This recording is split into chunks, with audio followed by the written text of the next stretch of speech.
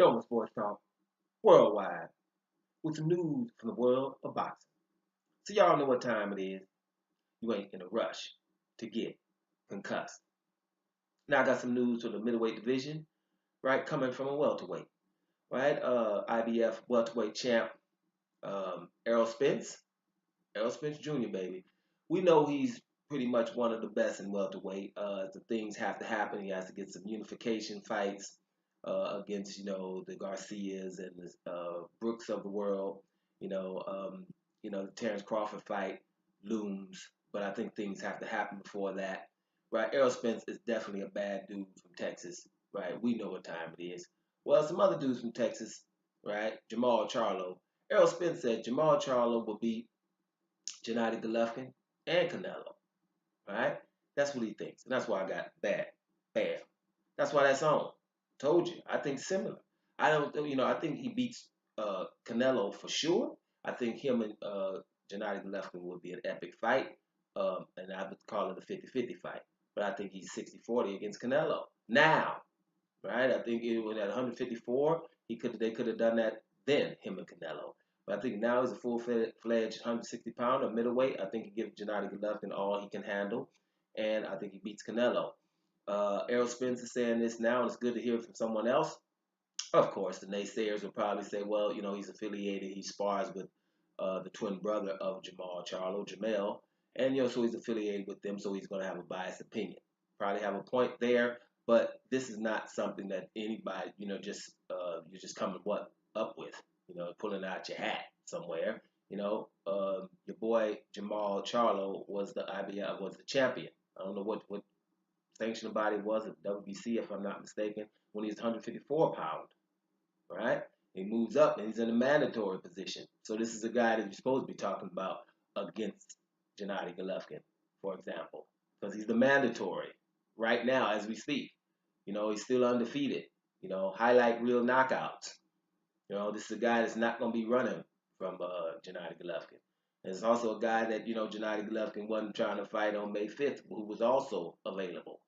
So, there's reason, there's intrigue there, and there's reasons for these kind of statements to be coming soon. But this is my hope, is just that things like this will be coming for that September the 15th fight that's been signed between Canelo and GGG, which I don't think should be pay-per-view or should be a massive fight.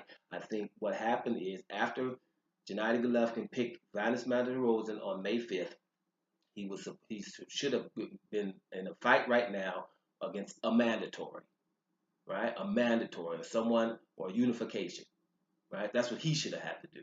I think Canelo, after his 2 doping offenses, should come back and fight someone formidable, like the Danny Jacobs, like a Darian Chico, like a Andre, like a Charlo, some of that. It's one of those. And then, if these 2 guys came out of those 2 fights, then fight on May 5th, and then it should be a huge fight. Not because of fan bases. Soon as you start talking about this fight, that's what people start talking about, especially promoters and the like. The fan base of Canelo and the fan base of Triple G. It's not like, hey, they beat up everybody and they the 2 baddest dudes, right? That's like, when you're talking about the Anthony Joshua versus Deontay Wilder fight in the heavyweight division, that's why that fight's bigger. They beat up everybody, and there's no doubts who the 2 baddest dudes are, and now we just need to get them to face. That's not the case in this fight.